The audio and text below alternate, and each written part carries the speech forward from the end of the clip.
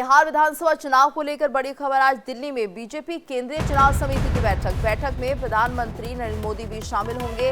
उम्मीदवारों के नामों पर मोहर लग सकती है। तो बिहार विधानसभा चुनाव को लेकर ये बड़ी खबर सामने आ रही है। दिल्ली में बीजेपी केंद्रीय चुनाव समिति की बैठक में प्रधानमंत्री मोदी भी शामिल होंगे। आज दिल्ली में बीजेपी केंद्रीय चुनाव समिति की बैठक होनी है। बैठक में प्रधानमंत्री मोदी शामिल होंगे।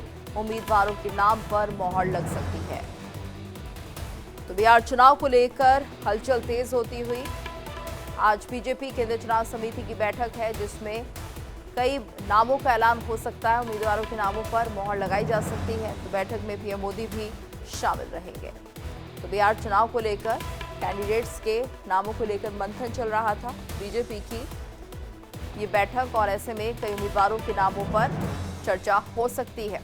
और ज्यादा जानकारी के लिए बात करेंगे संवाददाता दृष्टि गुप्ता से। दृष्टि, क्या जानकारी, आज ये बैठक होनी है, किस वक्त ये बैठक होगी और क्या कुछ मुद्दे इस बैठक में रहने वाले हैं? देखिए, आज बहुत महत्वपूर्ण है। 6:30 बजे भाजपा की केंद्रीय चुनाव समिति की बैठक है और इसमें सभी बड़े नेता शामिल होंगे। प्रधानमंत्री मोदी के भी शामिल होने की संभावना है और ये बीजेपी मुख्यालय में रहेगी। और देखिए, कल जेपी नड्डा के घर मीटिंग चली थी सुबह 11 से रात के 11 बजे तक, और उससे भी पूरी चर्चाएं की गई कि किस दल को कितनी कितनी सीटें दी जानी है। तो कई सारे उम्मीदवार ऐसे थे जो जेपी नड्डा के घर के बाहर भी दिखाई दिए। कल उपेंद्र कुशवाहा और जीतन राम मांझी से भी पर्सनली अमित शाह ने मुलाकात की। और देखिए, सबसे महत्वपूर्ण आज ये भी है कि इस चुनाव समिति में आज शाम तक ये लग रहा है कि फाइनल हो जाएगा। तो इसकी घोषणा कल ही की जाएगी और आज शाम तक ये फाइनल हो जाएगा कि किस दल को कितनी कितनी सीटें मिलनी है। लेकिन अगर हम एक संभावित फॉर्मूले की बात करें तो देखिए, बहुत महत्वपूर्ण है कि भाजपा जो है वो 102 से 103 सीटों पर लड़ेगी, जो जेडीयू है वो 100 सीटों पर लड़ेगी, और जो लोजपा है वो तकरीबन 26 से 27 सीटों पर लड़ेगी। इतनी सीटें उसको मिलने की संभावना है। उपेंद्र कुशवाहा को 6 सीटें मिल सकती हैं और जीतन राम मांझी जहां 15 सीटों की बात करके कल काफी गर्म मिजाज में दिखाई दिए। उन्होंने कहा था कि हम कहीं भी जा सकते हैं, कोई राजनीतिक बंदिश नहीं है हमारे ऊपर, हमको 15 सीटें दी जाएं जिससे कि हमारी पार्टी की एक संभावना, एक मान्यता बनी रहे। लेकिन देखिए, इस पर कुछ काम करता अभी बीजेपी की मीटिंग जो है वो दिख नहीं रही थी। तो अभी तक यही कहा जा सकता है कि मांझी को 7 से 8 सीटें मिल सकती हैं। तो अभी तक ये देखिए पूरा फॉर्मूला है बीजेपी का कि अभी तक क्या है, लगभग तय हो चुका है कौन कौन से कैंडिडेट हैं, कहाँ हैं और किन किन दलों को कितनी सीटें दी जाएंगी। लेकिन अभी ये चीज बहुत महत्वपूर्ण है कि कौन सी सीटें किस दल में जाएंगी। इसके लिए कई सारे प्रत्याशी हैं जो इंतजार कर रहे हैं, जिनका टिकट ऑलमोस्ट फाइनल है बीजेपी से या चिराग पासवान की पार्टी से। अब जो सीट जिस दल को मिलेगी तो उस नेता की टिकट कट सकती है और किसी दूसरे नेता की टिकट बढ़ सकती है।